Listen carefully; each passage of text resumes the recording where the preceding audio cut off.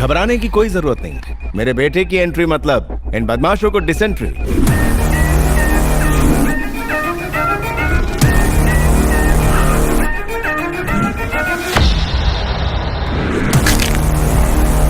कौन है रे तू?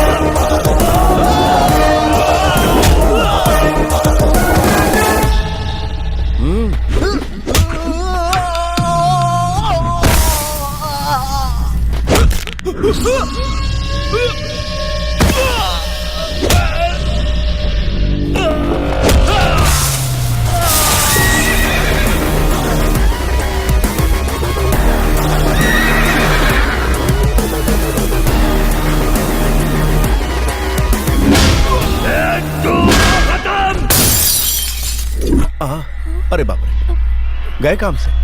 अब इनका क्या होगा?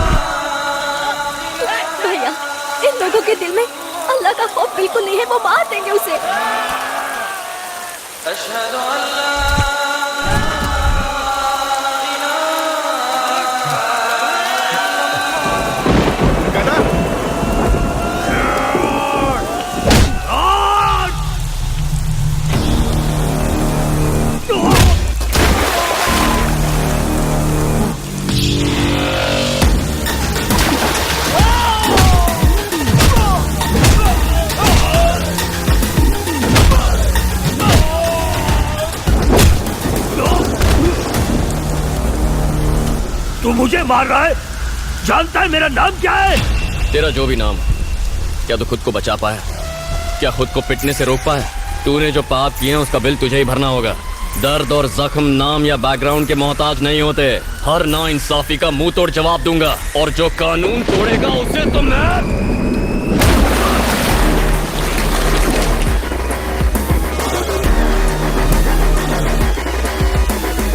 अरे बहन जी, कोई जरूरत नहीं, बिल्कुल मत घबराइए। ओके बेटा, तुम्हें चोट तो नहीं लगी ना? कुछ नहीं हुआ। लगी भी होगी तो तुम कहाँ मुझे बताओ? मुझे कुछ हो सकता है क्या चाचू?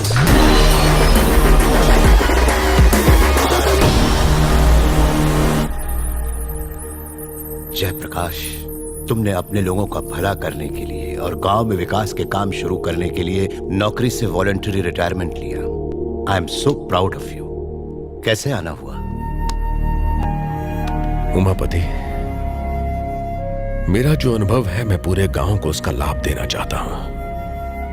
पर आए दिन हो रहे कत्ल को रोकना मुश्किल हो रहा है। मुझे उम्मीद है सीएस होने के नाते तुम मेरी मदद जरूर करोगे। क्या कहा? कत्ल? कौन करवा रहा है? विक्रम धनुष।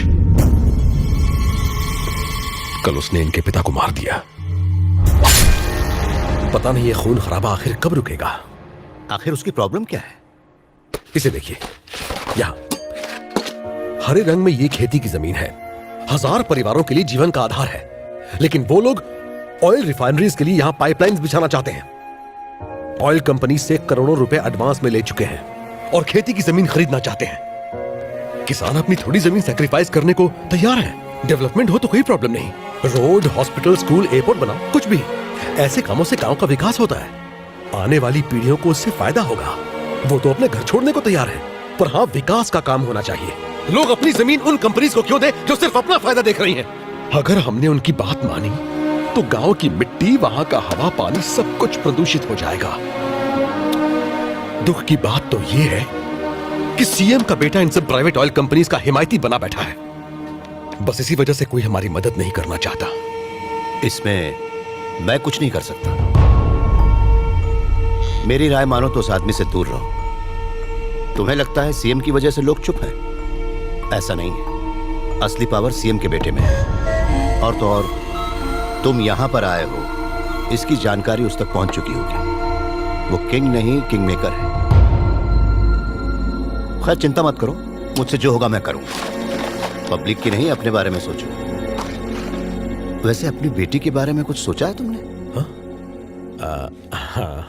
बिन माँ की बच्ची है, उसकी जिम्मेदारी अब तुम पर ही है। बस कोई अच्छा लड़का मिल जाए। ठीक है, मेरे साथ तुम घर चलो। माफ कीजिए, अभी इनके साथ आया हूं, फिर कभी आऊंगा। और बताइए, भाभी कैसी हैं?